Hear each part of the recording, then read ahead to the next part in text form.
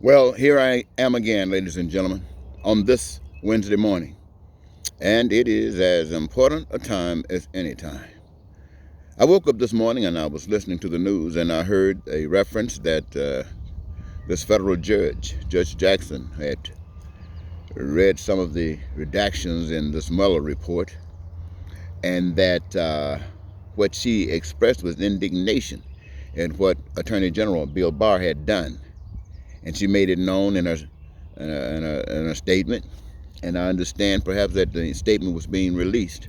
And what that statement does, it shows that all of the things that basically Donald Trump had been charged with, he basically had evidence that he was either directly in it or close to it. But not having the ability to charge a sitting president, the Mueller report just gave the people the information. And the people's justice system, which was supposed to have been headed by Bill Barr, but had been raided, hijacked by the power of deception. Isn't it amazing that Donald Trump came into office wishing and praying and looking for him an immoral judge, looking for someone to head the Department of Justice, the United States Attorney General, to be immoral. That's what he was looking for. All of the judges that he seeks are to be immoral, or an indication that they can be turned, flipped. He wanted Supreme Court justices to be immoral. He wants the heads of every department, including the military, the Treasury, to be headed by immoral people.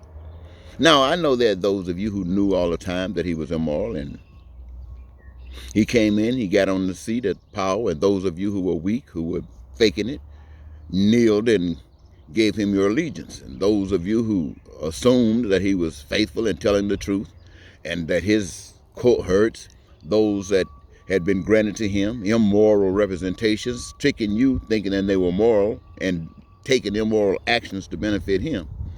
And even then, perhaps you were so confused you could not believe. And so you continued to walk the track that you were walking. And now this new information comes out where you have no excuse. It is what it is. This is moral against immoral. This is morality against immorality. This is right against wrong. This is evil against God's love. I think about the medication that people need and the price that's been put on it. I think about all of the costs that it's been put on everything that you, the people in this country and all over the world, need for survival. Oh my God, it tears me up. I also heard a brother on some media source. He had done, I think it was TikTok. He had done something indicating that he's a cop, that he was fed up at the way people treat cops, because there are good cops out there. But he was more or less directing his attention to the people, not to the bad cops, telling the bad cops to straighten up. No, his focus was just stop putting us all in the same bag.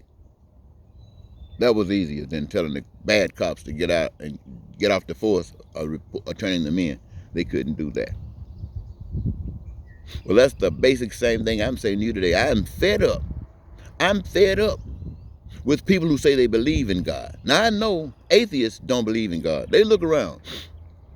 They see nothing that would make them feel that there's a God. Even when looking at this earth and this grass, they'd rather believe it came from a big bang and that we came from a monkey's butt, or a rock, or a fish. They'd rather believe that than to think that we were designed.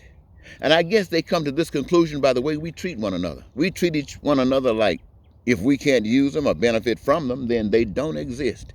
And if you enter onto my path, they say, and you can't benefit me something, then you got to go on your own or I'll move you. That's a sentiment that you get in this culture, in the culture of the humanities of existing on this planet. Why? Because we don't know the truth. And ladies and gentlemen, the truth is very simple. I wished I could just, you see these trees behind me? There's a process I wish I could show you this field out here. It's really beautiful. It's manicured. The grass is just right. It's green. Little branches around it. Looks magnificent. Now, putting some of these trees around here to design this particular space, man did that. But they designed it with stuff that came from the almighty power that they can't see, that the atheists don't believe could represent anything of design. And when they think about those who have said that they know the power, that they are of the power, they see them being like a transfer truck coming by to destroy anything that's in their path. So they don't believe that. So they say each man is on his own. The strongest run the show. It goes to the fittest. When you go in the military, when you first get in the military, there's somebody in that group, those recruits, got a big mouth. And that's the first one will be called to play a role in the leadership of those of you who are new. God's got a big mouth. Now, all the commander's got to do is control what comes out of his mouth. That's the same thing they did for the church in the South. They got the ones with the big mouth and gave them some privileges and that's how they control what came out of their mouth. That's how that made it easier. The whip controlled it, but the benefits, the war rewards made it easier. And that's what's happening in the world today. And ladies and gentlemen, let me tell you one last time. Even if I don't get a chance to say it anymore, there is a God, a loving God, who made this earth. And it's magnificent, ladies and gentlemen. All that I see is magnificent. That convinces me that that which I cannot see is just as magnificent. I mean, when I look at the sky, it's blue. I see clouds up there, and they're basically white or dark. The sun comes through it, and it turns all different shades. It is magnificent. All of the colors of the rainbow, all of the colors of the people of the earth, various colors. And all of them require the same thing to exist, to continue to exist. And their number one concern is survival. And those things that bring about survival, each of them require them. But that magnificent power that we can't see that created this earth made it that way, and made sure that the earth would have embedded in it every resource that any man from the beginning of time throughout eternity would ever need to do the fantastic things that God living in them will create through them, has been already manifest on the earth, in the earth, or above the earth. Most of it is seen, I guess, but a lot of it is unseen. But that which is required to come from the unseen, that power, that gift comes through individuals. That's the way the power works. And that comes together with the process that's already in place. And those things that mankind do brings about peace. It brings about prosperity. It brings about freedom and joy and the fulfillment of dreams. And they guarantee this to themselves by recognizing the fact that all people benefit from these resources. And to make it honest and make it fair, everyone should participate in the creative process of bringing forth and manifesting those things that I've just articulated that is so needed.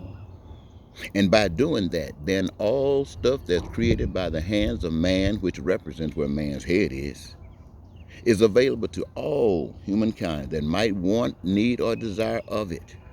And they can do it liberally because it belongs to them. It belongs to all mankind. This is the will, and this is the power, and this is the way of the Spirit of the love of God. And no man amongst you can contest this. I guarantee you, you're a liar if you try.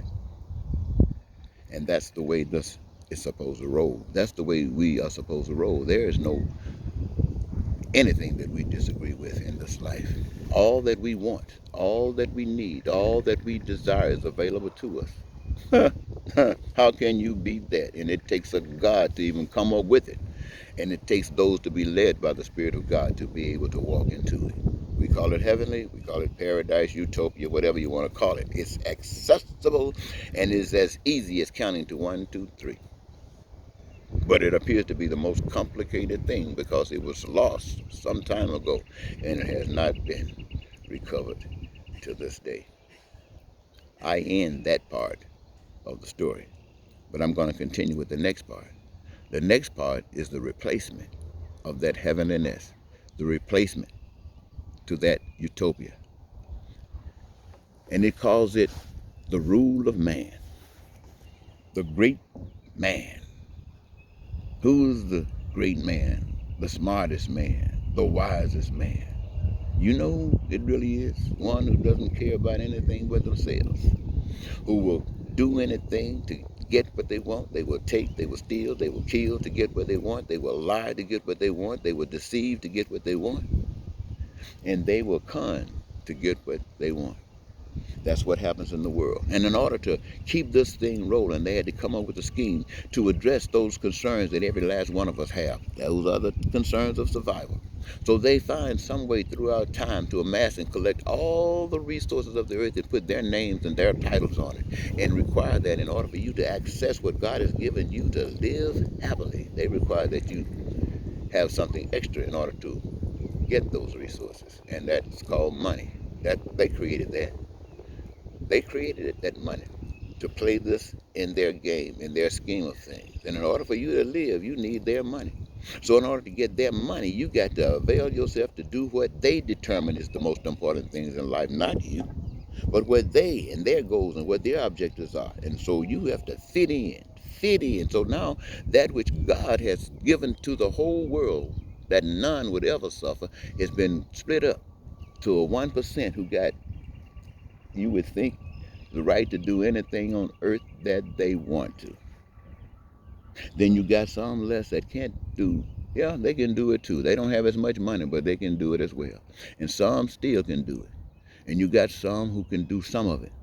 And you got some who can maybe out of wanting can get going. And there are those who can't do it. I don't care how hard they try. And you got those who don't even dream of it. In the world of man's guidance, who do not believe in God. And it's so trickery that they come down knowing that you understand that there's something in you that you don't know, but it gives you life, and they know it's the God. So they try to control what you think and understand about that God. So they tell you about that God, rather than allowing that God to speak to you as that God has spoken to those in the book. They didn't close the book for you. God didn't close it. They closed it.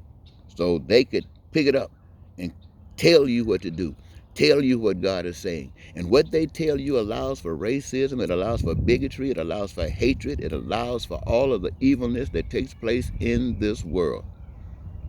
And you have been convinced that if you just say, I love God, I'm not going to try to do those things, but you fit in everything that evil does every other day, you makes it legitimate, you says it's okay because you do not stand against it, you are part of it.